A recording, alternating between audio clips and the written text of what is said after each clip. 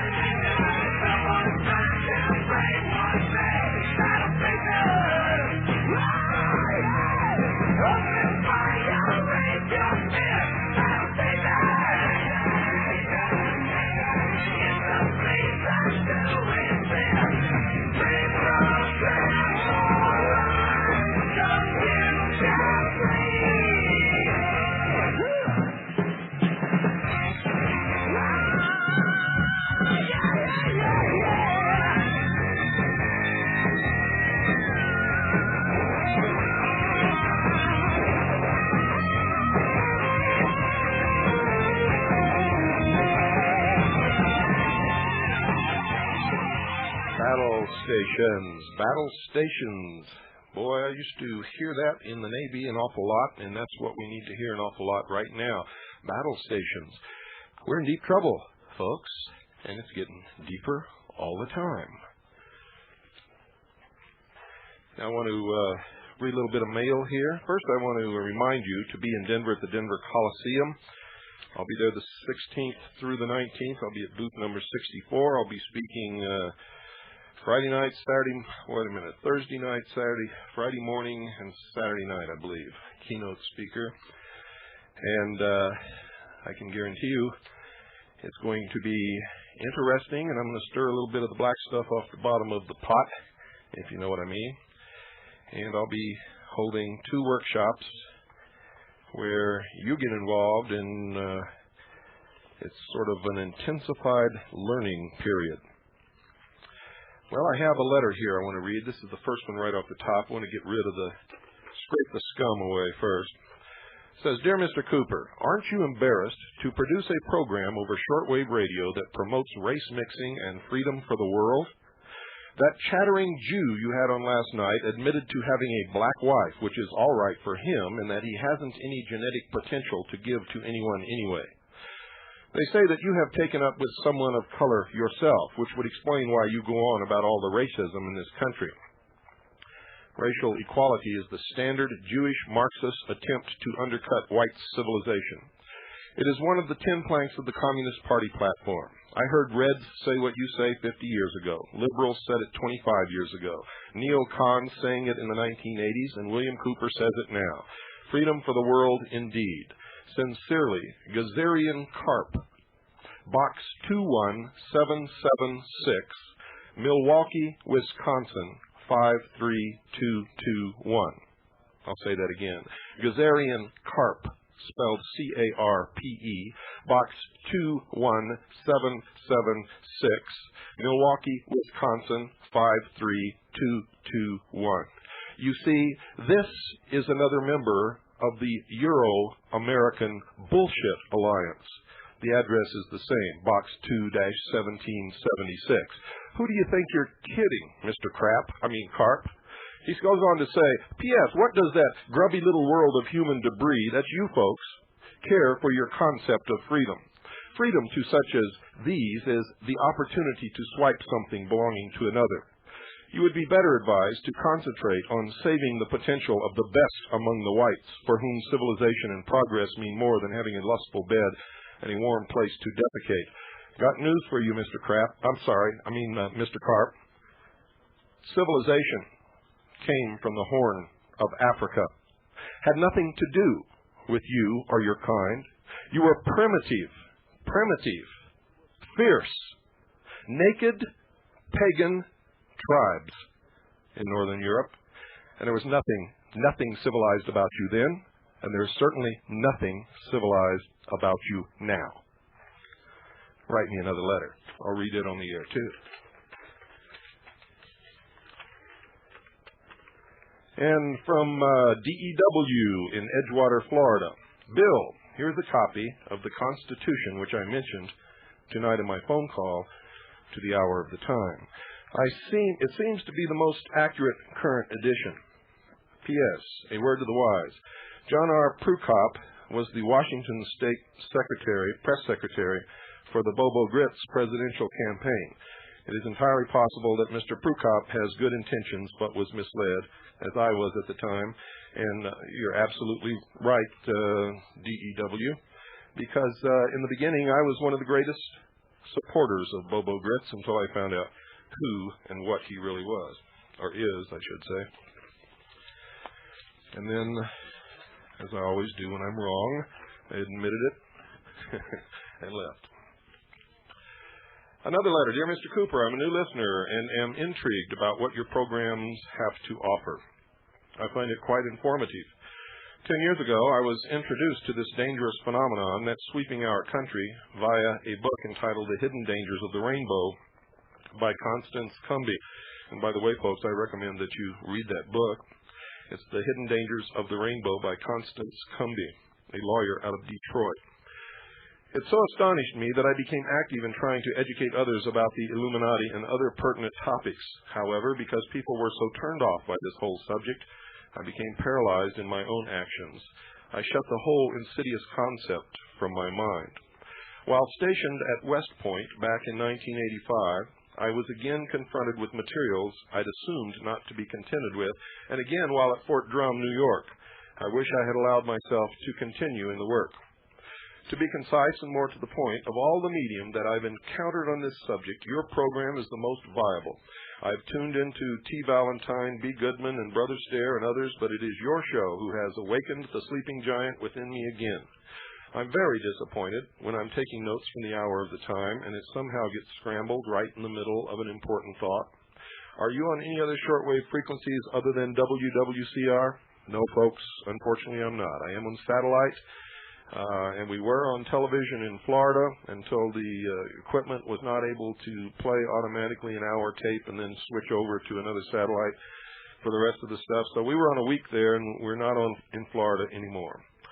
It says, I have a brother in Jacksonville, Florida, that I've recently introduced to your work. He is a historian, so I sent him a squelched reproduction of a program that I copied with you and Ralph Epperson and the Constitution. It's sometimes difficult making out the names and places with all of the distortions. I'm anxious to hear my brother's reply. So am I. Please let me know what he has to say. Meanwhile, I'd like a copy of your book entitled Behold a Pale Horse, and also your latest tape listings. Keep up the good work, William, and may God bless you, your work, and your family. Thank you very much. And that is from SG. And I better not say any more than that, because SG is in the military. Another letter. I was able to hear part of your shows through the static of the shortwave radio talking one night about UFOs and the New World Order, and another night with Carolyn Nelson from Waco. Your show is so honest and real news revealing. Please send me info on your UFO book and catalog of anything you have available. I wish I could know the whole truth about David Kress, especially. Thanks, MR in Miami. And I don't have a UFO book, but we'll send you a catalog and you can choose from what we have. If you choose anything. Here's another letter that came in a very interesting envelope. It's a huge dragon resting, reclining in a tree. And it has a stamp, 29-cent U.S. stamp, above pictures of the sun, the moon, and what appears to be a stylized version of a horned creature. I would imagine it's supposed to be Satan. I don't really know. To William Cooper from J.O. in Berkeley, California. I'm writing with one simple question. What is going on? Several years ago, something clicked inside my head, and I figured out that the world is not what it seems. I found myself reading everything I could find, searching for some hint of truth. Finally, a magazine referred me to you. Please send me some truth. I'm desperate. Well, we're going to send you our info packet, and from that you can decide what you're going to do next. He has never heard this program, ladies and gentlemen, so we're sending him a little flyer on how to tune us in. This is, as many of you already know, the last bastion of truth and free speech in the world right now. That doesn't mean we're perfect here. You're liable to hear something over this program that's not true, but when you can prove it's not true, we'll certainly state it on the air. We'll change it. I'm human just like you, folks, and all human beings make mistakes. Here's another one. While a federal prisoner, I was held in a camp at Fort Bliss, Biggs Army Airfield, from 1291 to 8. I better not do that. Operating from Biggs on a daily basis with the following aircraft helicopters. And he lists here several Russian helicopters, specifically a Hind A, a Hind D, and some others. These flew in Russian desert camouflage colors, but unmarked as to nationality or organization fixed wing. Large biplane utility aircraft, fixed undercarriage, big radial reciprocating engine, nose-mounted, single, flew in dark green and unmarked as to nationality or organization. Old design, very good old bird, but I forgot the nomenclature. Black, age 64, age 60, and an occasional Huey unmarked as to nationality or organization. Black, EC-130 and OV-1 unmarked as to nationality or organization. Biggs is headquarters of Joint Task Force 6 and EPIC, but I don't know what connection there is to helos, age 64, 60, etc. Soviet models may be simply familiarization with potential enemy equipment. The Army operates a Foreign Weapons Technology Center at Charlottesville, Virginia, and several opposing forces units utilizing Soviet equipment and tactics. This may also account for those at Fort Polk. I was a reserve NCO, and I'm going to leave out the organizations, before my boss set me up for a fall. I was also full-time Corps of Engineers. Engineers the camps, and the bunkers are real. We built them and will build others. I'm on federal probation and don't want to go back to the joint, so please don't use my name. I won't, but he's a brave individual who did sign his name, and I will destroy this right after the program tonight so that you don't have to worry about any repercussions from this. However, I will make notes about the information that it contains. Dear Mr. Cooper, just a few lines to let you know how much I appreciate your nightly show over WWCR. It was a few weeks ago I started listening to shortwave, and I happened to find you the night you were challenging us to check certain references in the United States Code volumes in our libraries. Having been acquainted for many years of the existence of such groups as the CFR, Trilateral Commission, etc., I knew somewhat of what you were referring to about disarmament, treason of 1961, but did not know that this was a matter of public record. The way you presented this was electrifying and should have been heard by every American. Unfortunately, it will never make the mass media, but for some wonderful reason, we can hear the truth over shortwave. Why this is, I don't understand. Apparently, shortwave is not yet controlled by our enemies within. However, as you know, when listening to shortwave stations as close as WWCR is to us here, signals are often not very reliable. Unfortunately, by the time your program comes on here at midnight, WWCR is skipping out over us here, and it is very difficult to get the gist of what is being said. For instance, I had to wait 2 weeks until a favorable night came along in which I could copy your address. To me, it is a tragedy that the nation cannot hear you as easily as they hear Rather and Brokaw Incorporated. Did I hear you say you are on satellite? If so, would you please let me know where your show can be found up there? I do not have a satellite receiver, but would seriously consider getting one just to hear you. Yes, you're that good. Well, thank you. He says I've enclosed the SASA, and the rest of it is likes to know more about my work. Sincerely, R.N. in Pennsylvania. P.S.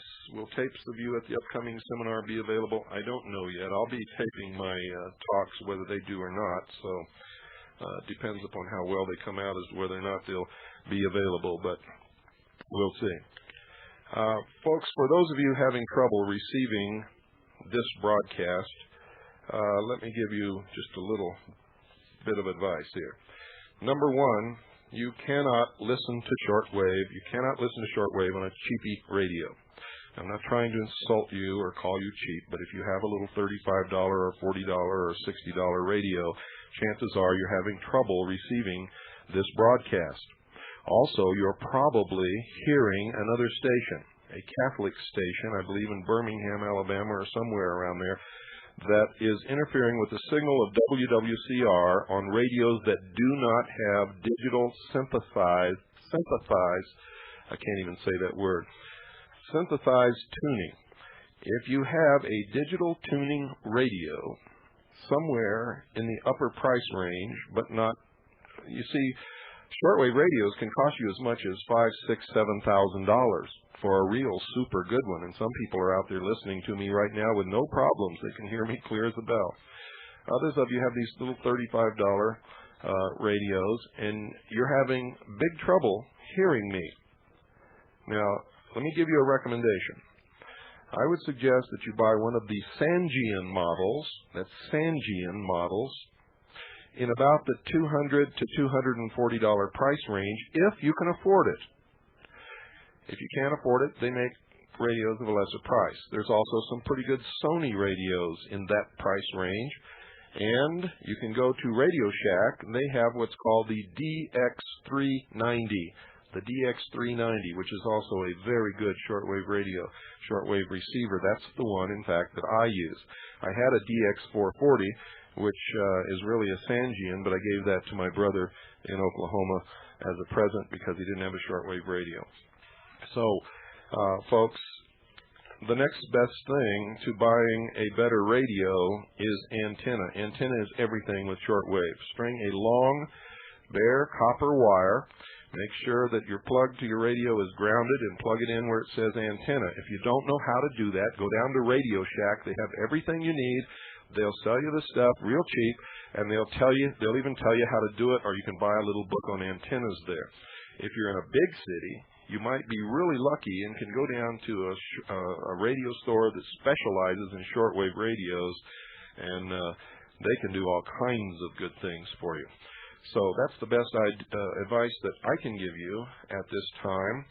The next advice that I'm going to give you is if you're having trouble with interference, in other words, if you hear something that sounds like bubbles while this program is on the air, or if you hear teletypes or what sounds like Morse code or anything that does not sound like just ordinary static, then that is someone else broadcasting or holding down a carrier on this frequency or intentionally jamming this frequency. Now, from my stint in the Office of Naval Intelligence, I know the sound that sounds like bubbles coming up through water is jamming from a foreign country. I'm not going to name the foreign country because I don't want to get our State Department in more than what they're up to now. But it's coming from a foreign country in the Middle East, and it is definitely 100% jamming when you hear that bubble sound. It's called bubble jamming, in fact. You need to call WWCR to report these things. You see, I call in and talk to Adam Locke, and he says, well, gee, Bill, we haven't heard that, and gosh, is it coming from one part of the country, or is it coming from all parts of the country? And unless you call you people are writing me, and you're calling me, and I'm not the radio station. What you need to do is call the radio station, WWCR, ask for Adam Locke. Report the jamming to Adam. Report the interference to Adam. Then they'll be able to tell where it's coming from, how much of the nation it's blanketing, and they can do the proper studies and make the proper reports. So their number is 615-255-1300. That's WWCR. Ask for Adam. Area code 615-255-1300. One more time for you slowpokes. That's 615-255-1300. The next thing you should do is sit down and write a letter to your congressmen and senators. Tell them you want the jamming of WWCR 7435 stopped immediately. Demand that it be stopped. Demand that they conduct an investigation.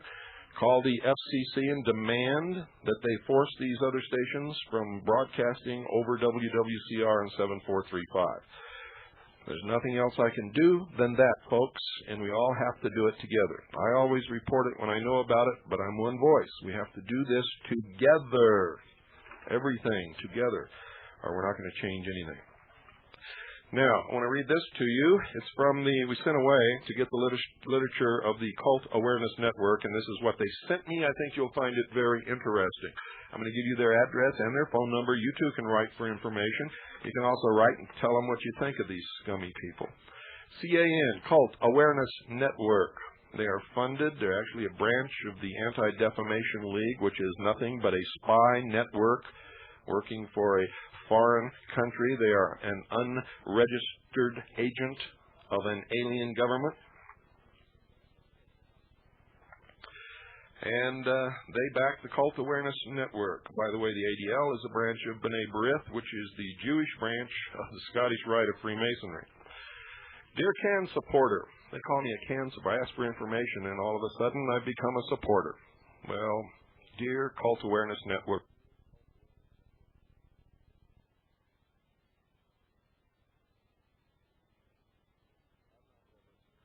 have not ever and will not ever support you. Says, as many of you know, I recently joined the board of directors of the Cult Awareness Network because I feel the work that CAN does in educating the public about destructive cults is vital. Our cause needs the effort that each of us can contribute. Recent events outside of Waco, Texas, illustrate more strongly than any single event in this country since the Jonestown tragedy of 1978 that Cult Awareness Network must exist to provide information to the public on the cult issue.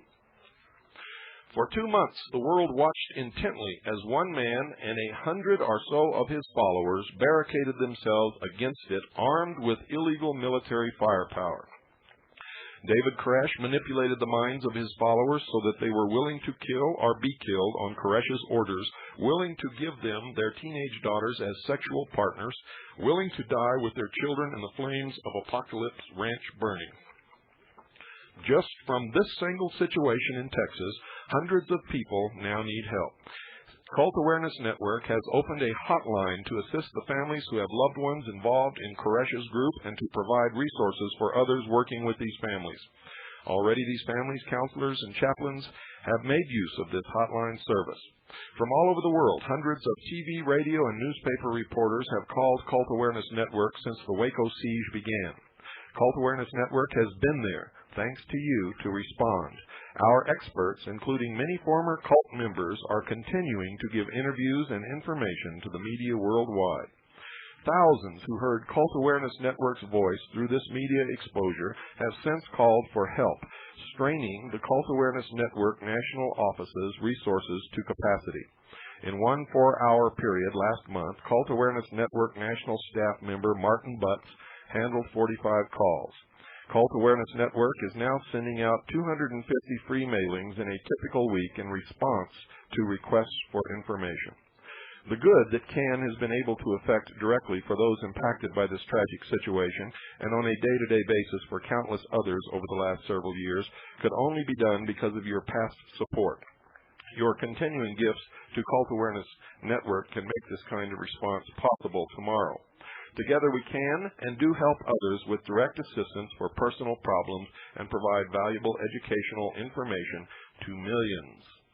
Sadly, we must continue to offer support for those others whose suffering continues.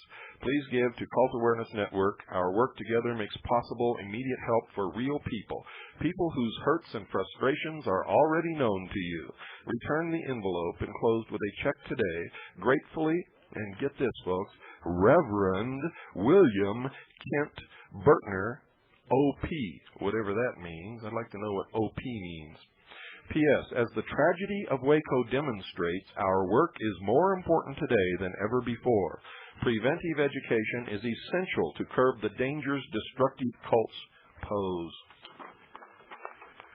Oh, better not say it. Cult Awareness Network. Write this down. National Office 2421 West Pratt, spelled P-R-A-T-T.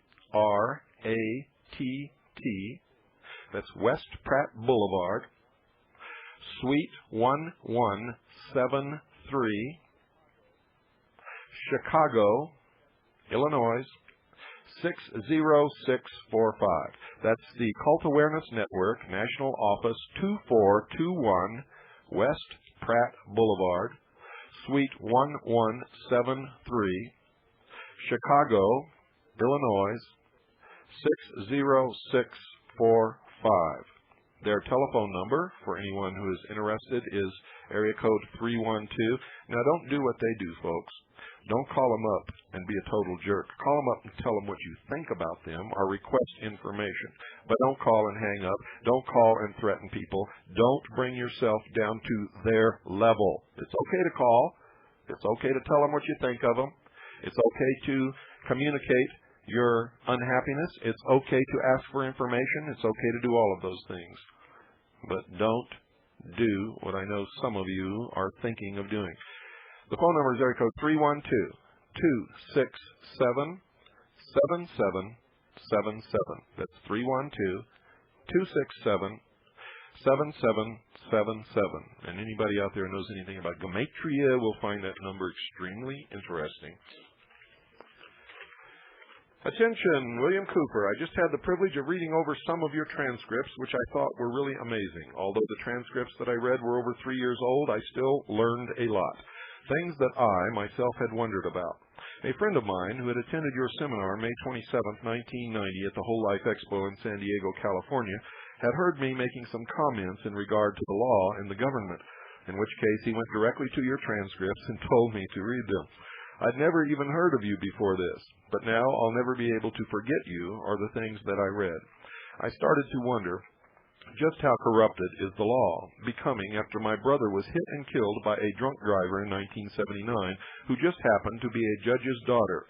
A misdemeanor ticket is all she was given because she was never tested for the alcohol percentage in her blood or urine for the simple reason of who she was.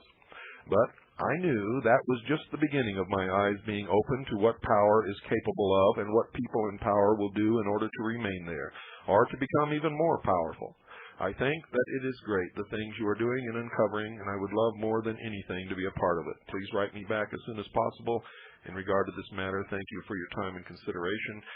Christine from Paris, California. Christine, it's already in the mail. By the way, folks, everything is out in preparation for going to Denver for the 16th through the 19th. We're leaving very soon, tomorrow morning, in fact.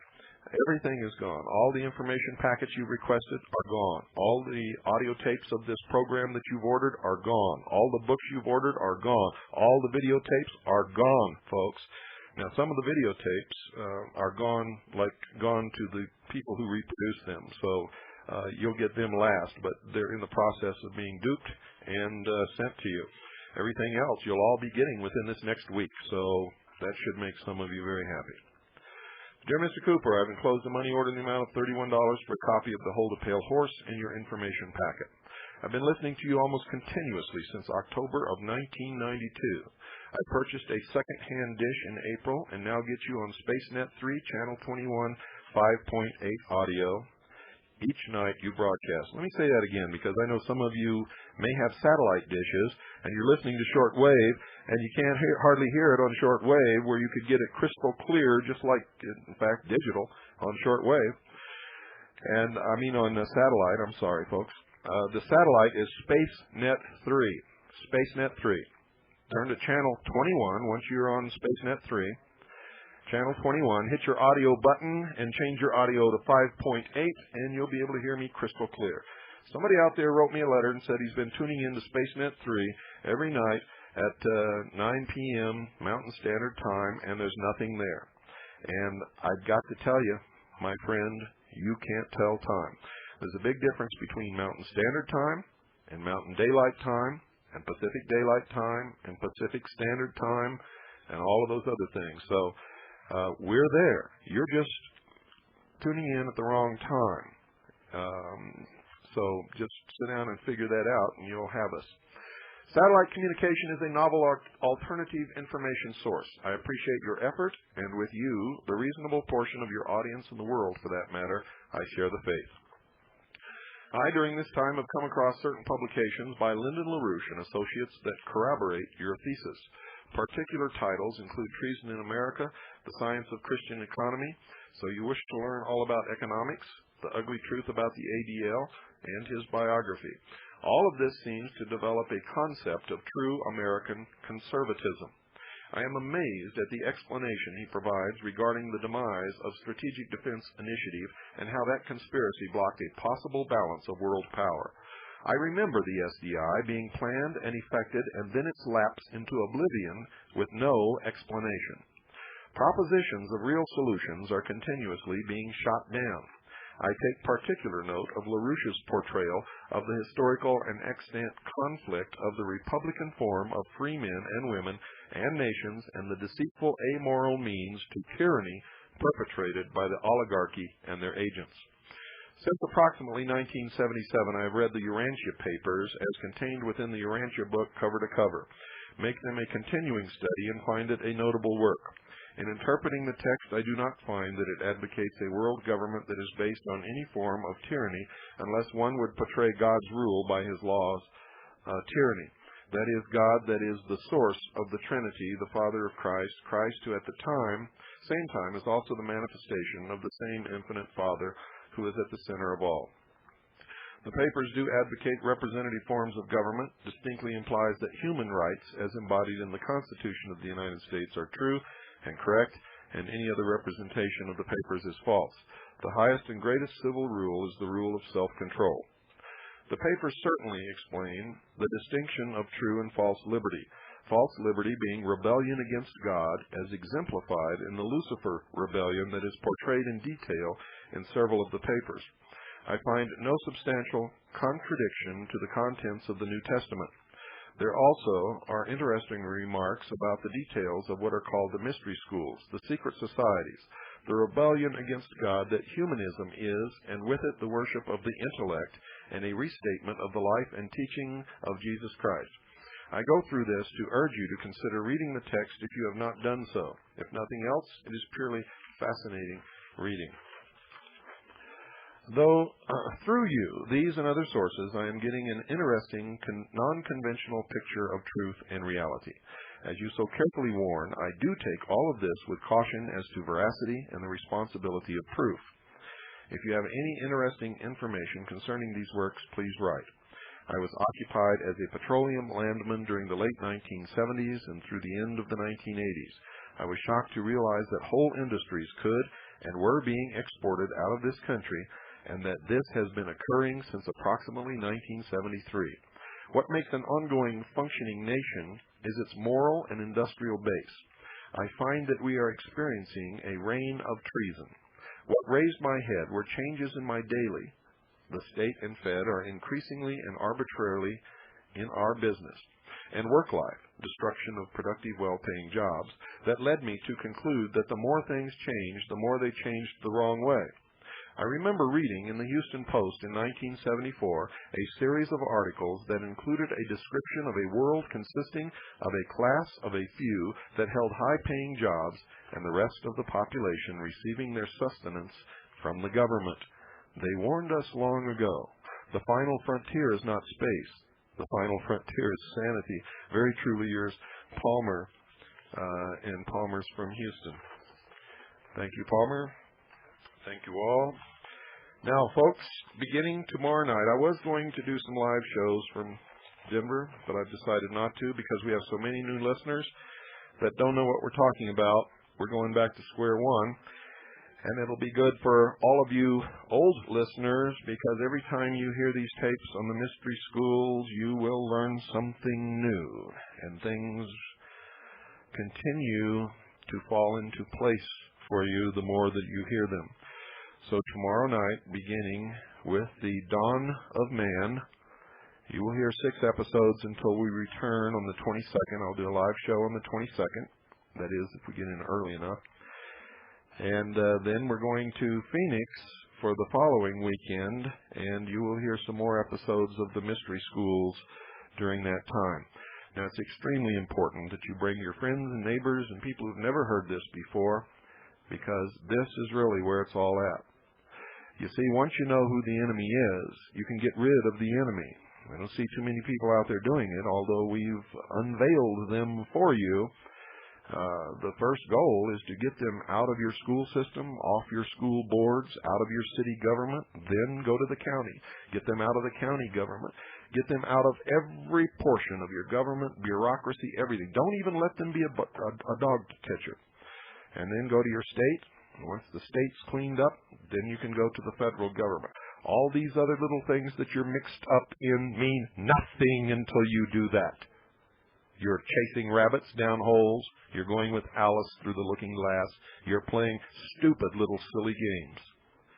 Until you get rid of the enemy, you cannot ever take back this country. I don't care what you say. I don't care who you listen to. I don't care what you do. If you don't believe that, prove me wrong. Prove me wrong, ladies and gentlemen. I would like to see somebody who can prove that wrong. See, you're all dancing around on the battlefield. The enemy's chopping you down like crazy, and you're climbing trees and swinging on the swings. It's as if you don't even see them, and many of you don't. You see that movie called They Live? They Live. Go get it from your local video store. That movie was telling you the truth. But you see, all the sheeple, when they watched that movie, they thought it was about extraterrestrials from another planet. The aliens are right here. They're right here.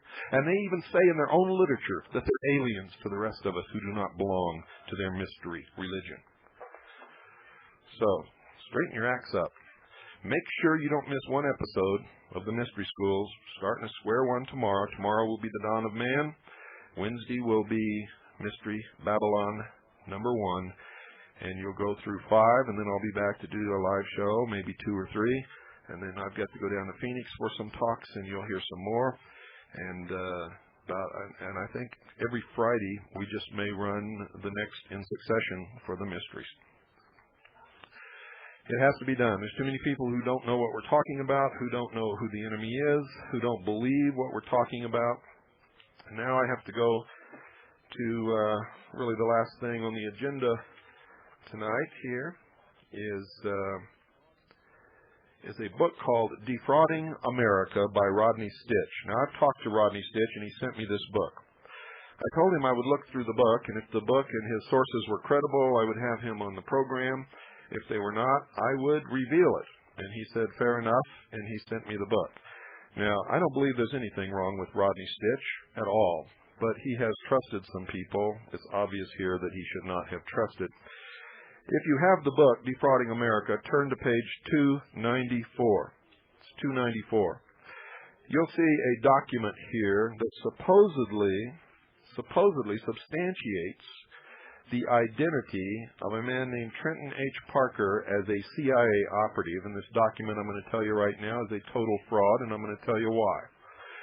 At the top it says Document Classification Status, Top Secret.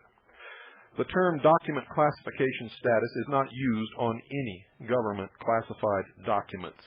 That statement is a fraud. Top secret is correct if this document were top secret, which it is not, because above that it says original transmission date 3393. Now, if you figure that out, 3393 is 666, and there's all kinds of number games in here that if you understand gematria, you can figure out who this guy really is. So retransmission date 31093, and that's pretty interesting there too. But the problem with that, you see, is top secrets documents are not allowed to be transmitted by any means except they must be encrypted by the crypto process, either on a KL47 or by hand, and they can only be sent by a secure teletype. A secure teletype.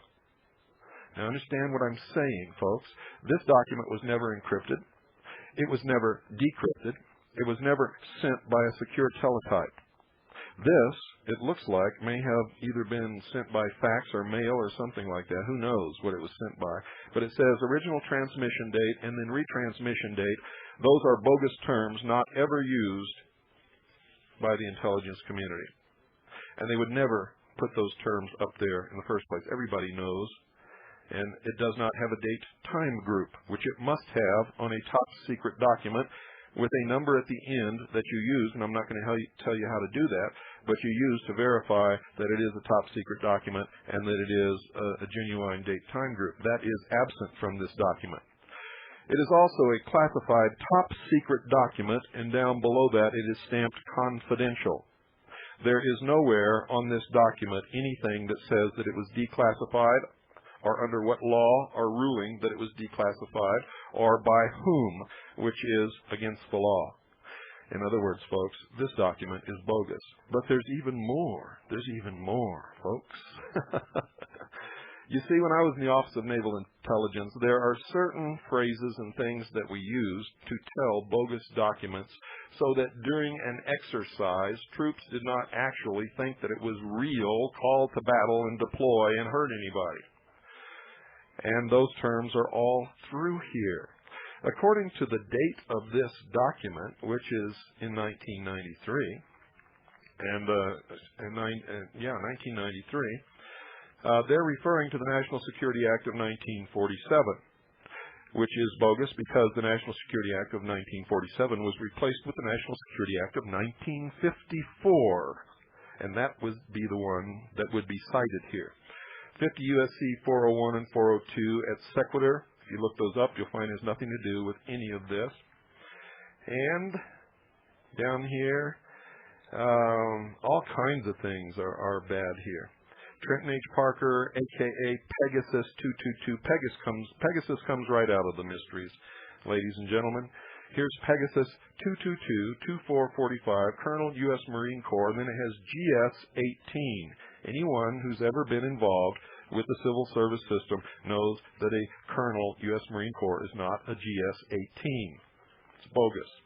It says attached Marine-Naval ITLG section /TAD are temporarily assigned duty CIA 122364 to 52492.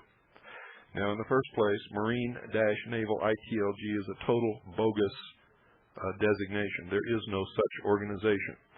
And here is one of the major keys, folks. One of the keys to determining whether a document is legitimate or it's a practice exercise is the spelling of naval. Naval is spelled N-A-V-A-L. In this document, it's spelled in the manner that the United States Navy and the Marine Corps uses to let its personnel know that it is an exercise and not a genuine message. It is spelled N-A-V-E-L. In other words, belly button. Security level top secret expires 5/24/92. Security clearances, folks, do not ever expire. You are either granted a security clearance or you are not granted a security clearance.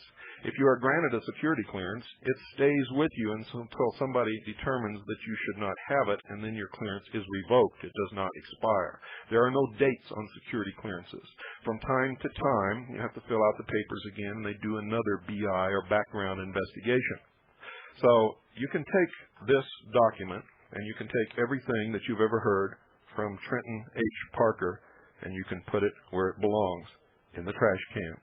There's much, much more in this document to prove that this is bogus. And if this is what he is basing his legitimacy as a CIA employee on, then he is not and never has been an employee of the CIA or the United States Marine Corps or the United States Navy, unless he can produce a real, genuine document that will check out. This one, folks, does not. You've been hearing a lot of Trenton H. Parker on the Freemason Nazi Network, Radio Free America. Did you know that the man responsible for the Liberty Lobby and the Spotlight, Mr. Willis Carto, was the head of the Nazi Party in the United States of America as recently as 1968? That ought to wake you up a little bit. I've got about 5 minutes that we can take calls. The line is open. Folks, 602-333-2174. And Steve Livingston need not bother to call. 602-333-2174 is the number. If there's anybody out there. Let's see what else I got over here.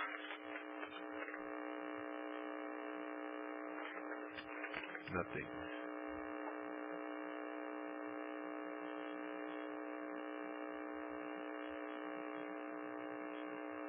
Now, I hope you all have been paying attention to the events that have been ongoing in the Middle East. You see, there's a piece there that we have been watching, and originally I thought it was a miracle until I found out we bought it. We're paying billions of dollars to Israel and to the PLO to have this piece. So since we're paying for it, folks, I'm predicting that as soon as the money is spent, the piece will be gone. Good evening. You're on the air.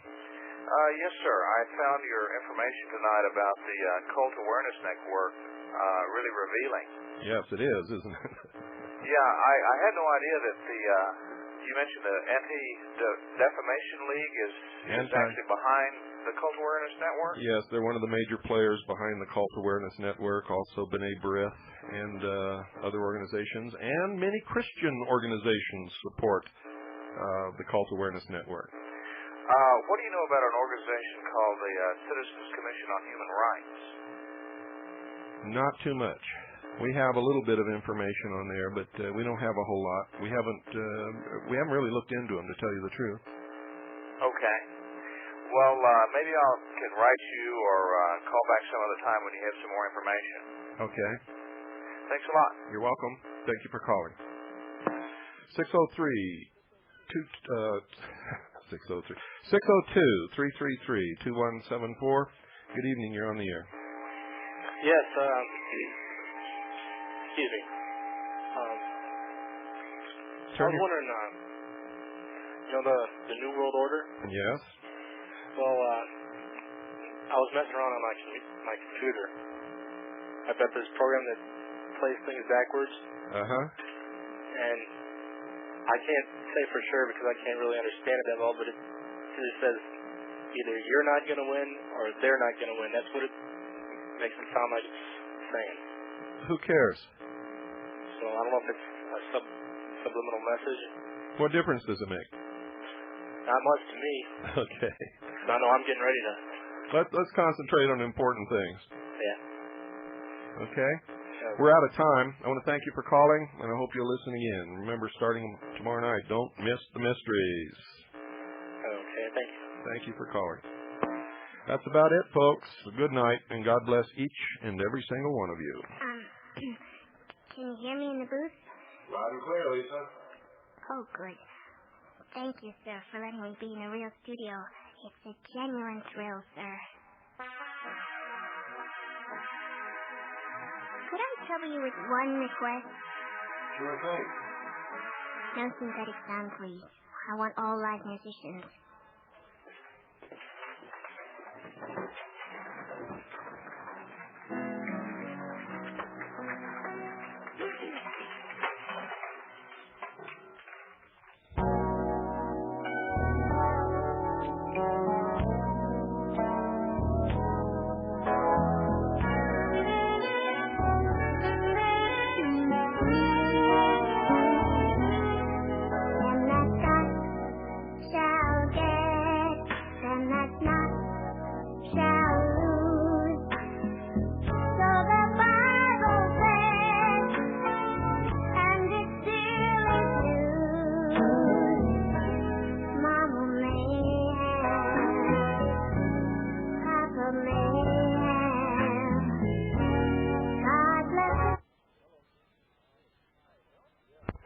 Hello.